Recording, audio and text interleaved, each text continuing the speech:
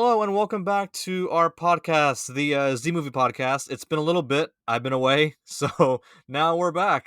This is Yoko, and over here is Michael. Hey, I'm Michael, and before we recorded this, Yoko and I discussed how nothing means anything and everything is pointless, but that's okay. So we're going to talk about Zack Snyder today. Yay! Yay! Wow! On this episode of Hollywood Idols, we're taking a look at Zack Snyder, who is very influential to me in particular. So I wanted to talk about his filmography. I was the one who kind of pitched this, and Yep. the reason why I wanted to do this episode also was because of the fact that both of us have somewhat differing, let's say, opinions on the man. So Yeah. I think it would be a interesting kind of contrast between someone who really adores his works and adores his style versus somebody who may not as much. Yeah, I'd say I'm a mixed to skeptical. And we're bringing him also because he's in the news a lot lately. He obviously, the whole Snyder Cut for Justice League came out this year on HBO Max, and on Netflix, he just had Army of the Dead, which is kind of a return to home from his original Dawn of the Dead Yes. remake, 2004. Um, Yes. so actually, I have an opinion that or more of I don't know if it's opinion or question that I've formed that maybe can serve as sort of a skeleton or a spine for this episode as we go through his early Mm. films to what he has today.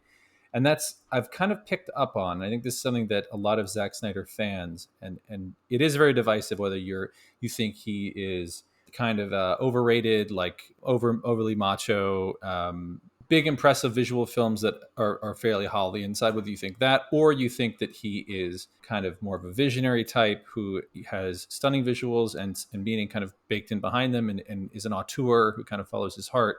Those are the two extremes, and I'm kind of curious. This is how I'd like to maybe structure is a sort of a call and response. The episode is, when did the perception of Zack Snyder being a visionary first occur? Because I remember like him as a filmmaker, and there wasn't ever in the early years any kind of like whisperings of that I can remember of him being called like this visionary, this auteur. And then I think I'll just kind of jump a little ahead, but I think around Watchmen I started to hear like, oh, he's a visionary and he's kind of an auteur character, and like he's like a true director in the vein of some of the, like, your Ridley Scotts or I mean, you could probably give more examples than me. Your Christopher Nolan's, like people who really go for their vision. Right. So I'm curious, like, as we go through, maybe you can tag for me, or when you became a Dyed in the Wool fan for him, and when this perception occurred, if that is in fact a perception. I think it is. I think a lot of people think he is like this visionary figure. Yes, I think first off, I'll say that 300 was my first film of his that I've seen. I've actually seen it in theaters. I was very young. I probably shouldn't have seen it in theaters, but I think we were both 12 around. yeah. I don't know if I saw it in theaters and DVD, but I remember that being like big when we were in middle school. Like that was a movie that a lot of Yes. kids referenced That was a pretty heavily. huge box office success, and I think that was the one that actually pushed Zack as a visionary filmmaker in the beginning, and also in the marketing for Watchmen, they did advertise from the visionary director of 300. So Right. already off the bat, from So this, 300, you could argue there that there is some marketing to specifically sell oh, most Watchmen, but definitely, most maybe definitely. creating a visionary. Because my thing too, and I want to say this because I don't want to come down too hard on him. I don't know that he's inviting the title visionary. I don't know that he looks in the mirror every day and he's like, "It's me, visionary director Zack Snyder." Like, I think this is an external label that people are applying to him. It's really hilarious because whenever I talk to somebody about Zack Snyder, I think their perception of the man is, as you just said, somebody who looks in the mirror and thinks they're a visionary. And No, if you watch even a single interview with him, or even, I've met him in person, he seems like the kind of person who has a mentality of, I want to make a cool thing. see Here's my cool thing. that's what I think about him. That's where I land. I think he's just a guy who likes his stuff, and like his stuff Right. being kind of like big genre pieces. Right. And I think maybe I differ on how cool some of those things are. Sucker Punch. And we can get into that. But why don't we start with pre-visionary Zack Snyder with the Dawn of the Dead remake, which is, from what I remember, and it's been a long time, it's a pretty fun film. I don't think there's anything Yes. about it that's like, blew my mind. Yes, and before we do, off the bat, I do want to mention one reason why I wanted to put him on Hollywood Idols is because he also is the kind of person who, in high school, much like us, knew he wanted to be a film director, and then he pursued Ah, that ever since I believe he mentioned that he shot a homemade version of Apocalypse Now on like a handy camera when he was very young. So So he's a Z movie alum. he is a He Z made movie his own alum. Z Yes, movies. yes, and Yeah. that's one reason why I admire the man a Well, lot. we when we were in middle school, I believe, did a scene recreation of a scene from Watchmen. Yes, we So did. it kind of comes not full circle, but like full crescent. I don't know. Full crescent. Yeah, there we Sure. go. But yeah, that's Um, good to note. Yeah, and then after high school, he graduated from, I believe, the Art Center College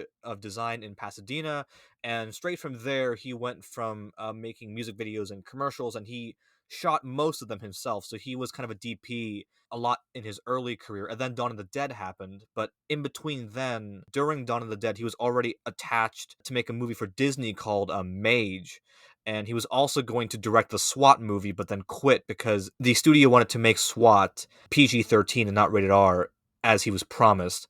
And at the same time that Dawn of the Dead happened, he also pitched 300 to several studios and got rejected. But Dawn of the Dead is his first feature film. It was written by Guardians of the Galaxy himself, James Gunn. I believe Ving Rhames is in that movie. Am I Yes, correct? he is. Yes. He is. And like you said, that was a really fun movie, and I do think it's a pretty explosive entrance. I think that's a kind of a big way to I make do your want to debut. reference that when we get to Army of the Dead, Okay. because there was an energy, and I think we were very split on the movie. There's an energy in Dawn of the Dead that was not there in Army of the Dead, in my opinion.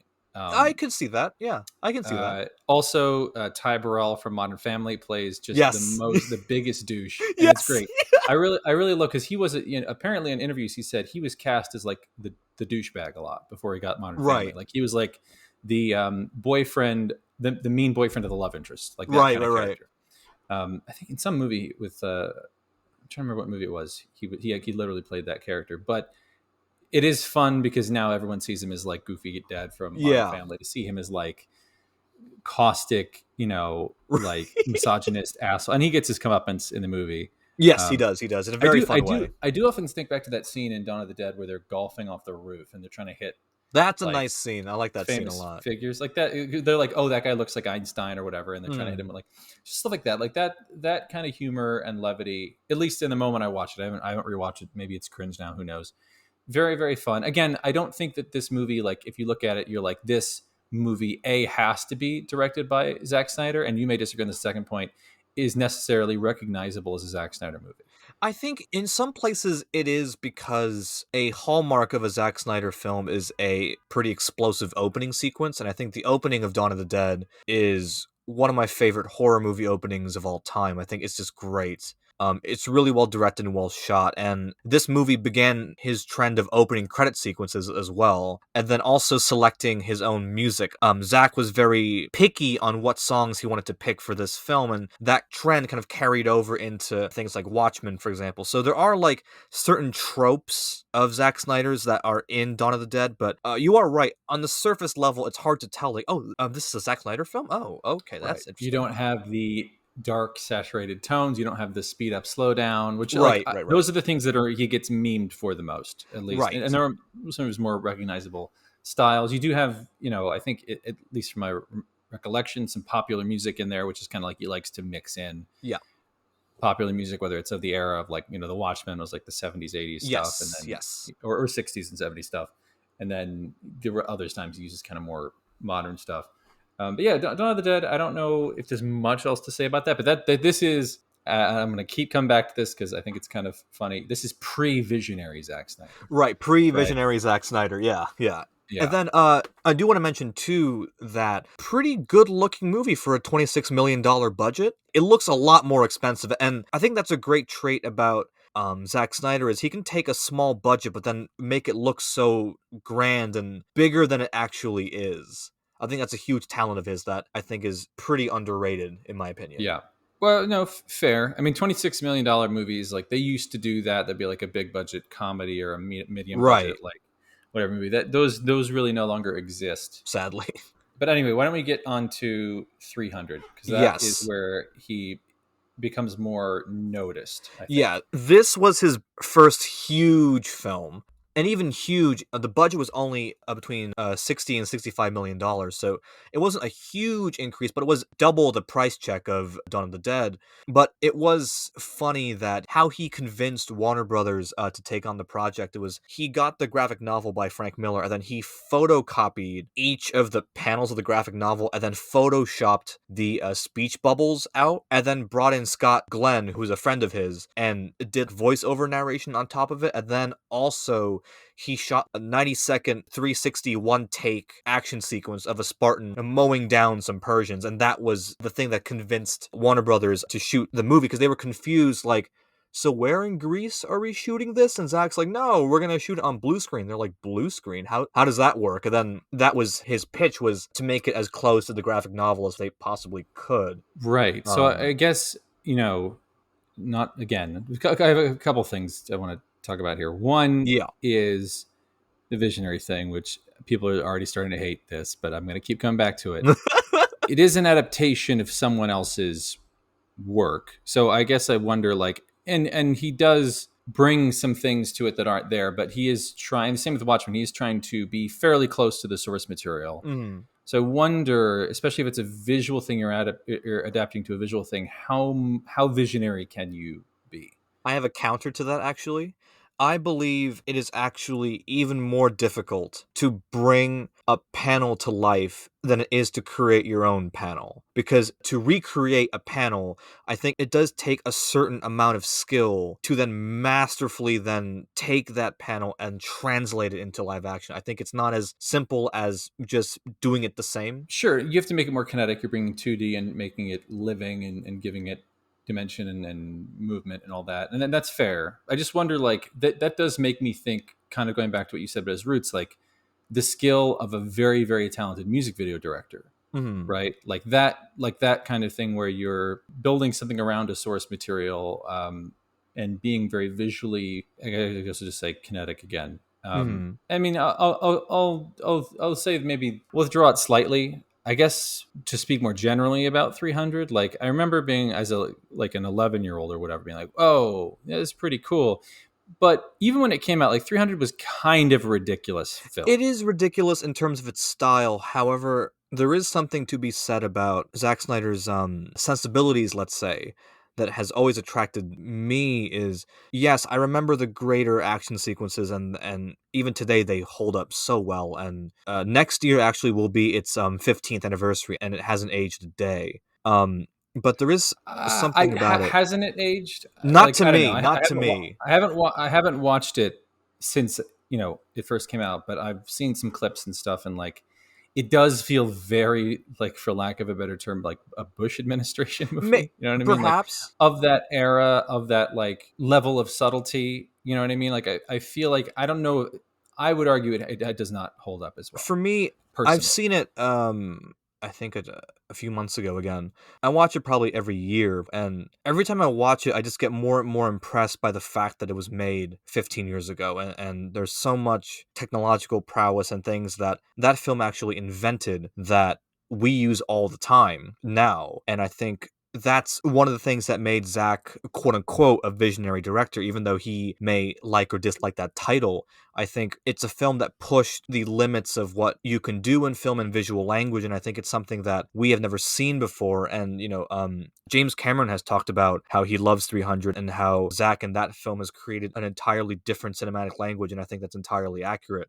That how the shots are constructed and how it flows together is something incredibly unique. And whenever I watch the film, I pause in certain moments, and then I love analyzing how each shot is framed, because it's so meticulously done, and it's just so artfully done, and it has that Kurosawa Kubrick level of attention to detail that I That's a think a lot very of bold people claim. are. It's a very bold I'll claim. get shit for that, but I do think that attention to detail, I don't see too much in a lot of blockbuster directors, and you'll end up finding it in people like Fincher or Del Toro. These kind of people have a keen eye for detail, but I think Zack Snyder gets overlooked in that aspect because his movies on the surface might be these bombastic blockbusters, but in my opinion, I see something greater whenever I watch them. I have this sense of I can't really describe it into words, but there is a feeling that washes over me of, oh, wow, this is just incredible. And I can't really define it, but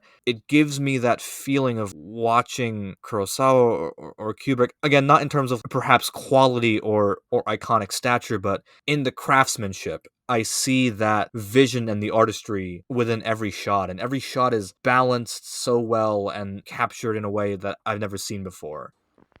Hey everyone, if you guys want to listen to the rest of the podcast, you can head over to Apple Podcast at the link in the description below and hear the rest of our ramblings. And Michael, do you have any thoughts on our little plug there? Great plug. Excellent plug. Even better episode of the podcast on Apple Podcasts. Check it out and keep an eye out for more stuff hitting this channel. And subscribe. Thank you guys.